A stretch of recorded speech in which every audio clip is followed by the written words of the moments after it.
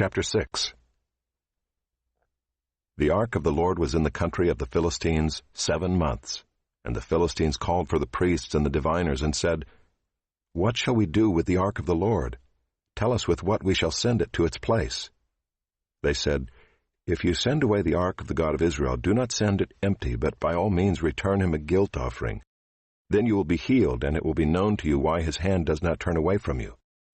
And they said, "What is the guilt offering that we shall return to him?" They answered, 5 golden tumors and 5 golden mice, according to the number of the lords of the Philistines, for the same plague was on all of you and on your lords. So you must make images of your tumors and images of your mice that ravage the land, and give glory to the God of Israel. Perhaps he will lighten his hand from off of you and your gods and your land. Why should you harden your hearts as the Egyptians and Pharaoh hardened their hearts?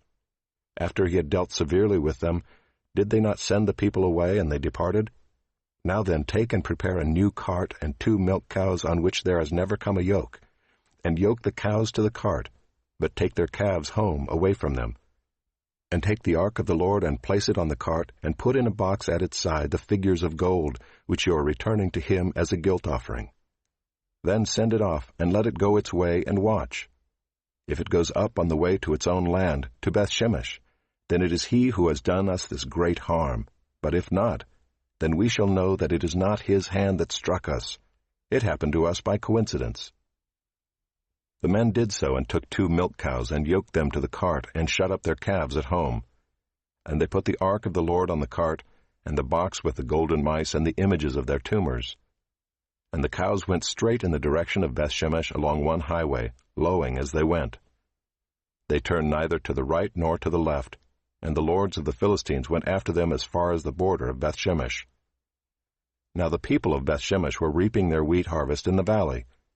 And when they lifted up their eyes and saw the ark, they rejoiced to see it. The cart came into the field of Joshua of Bethshemesh and stopped there. A great stone was there. And they split up the wood of the cart and offered the cows as a burnt offering to the Lord.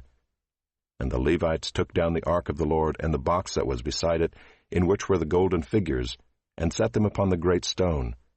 And the men of Bethshemesh offered burnt offerings and sacrificed sacrifices on that day to the Lord. And when the 5 lords of the Philistines saw it, they returned that day to Ekron. These are the golden tumors that the Philistines returned as a guilt offering to the Lord: 1 for Ashdod, 1 for Gaza, 1 for Ashkelon, 1 for Gath, 1 for Ekron, and the golden mice according to the number of all the cities of the Philistines belonging to the 5 lords, both fortified cities and unwalled villages. The great stone beside which they set down the ark of the Lord is a witness to this day in the field of Joshua of Bethshemesh. And he struck some of the men of Bethshemesh because they looked upon the ark of the Lord. He struck 70 men of them, and the people mourned because the Lord had struck the people with a great blow. Then the men of Bethshemesh said, "Who is able to stand before the Lord, this holy God? And to whom shall he go up away from us?" So they sent messengers to the inhabitants of Kiriath-Jearim, saying, "The Philistines have returned the ark of the Lord. Come down and take it up to you."